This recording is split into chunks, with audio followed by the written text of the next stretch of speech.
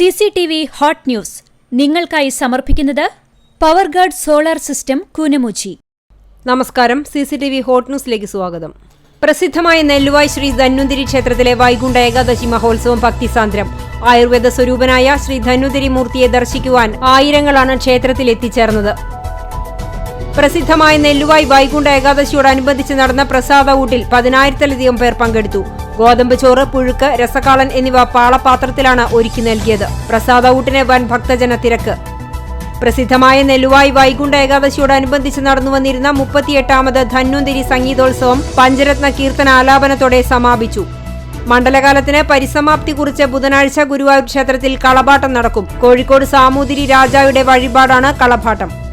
New year കുറീസിന്റെ Angamaly Karukutty ദേശീയപാതയോരത്ത് സ്ഥിതി ചെയ്യുന്ന 3 നില കെട്ടിടത്തിൽ തീപിടുത്തം. കെട്ടിടത്തിനുള്ളിൽ കുടുങ്ങിയ ഇടപാടുകാരൻ മരിച്ചു.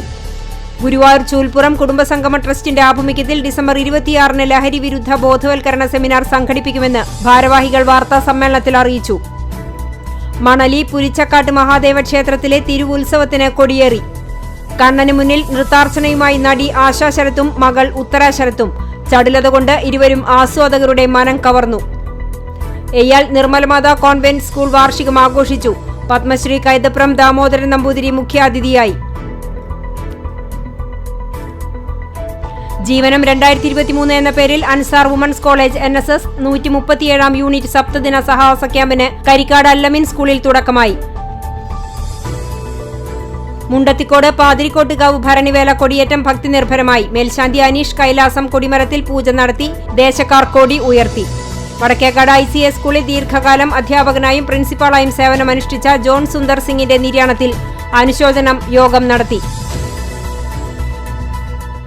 CCTV ഹോട്ട് ന്യൂസ് നിങ്ങൾക്കായി സമർപ്പിക്കുന്നത് പവർഗാർഡ് സോളാർ സിസ്റ്റം കൂനമുച്ചി. ഇതോടെ CCTV ഹോട്ട് ന്യൂസ് സമാപിക്കുന്നു. കൂടുതൽ വാർത്തകൾക്കും വിശേഷങ്ങൾക്കും ഞങ്ങളുടെ web page, YouTube channel, Facebook page എന്നിവ സന്ദർശിക്കുക.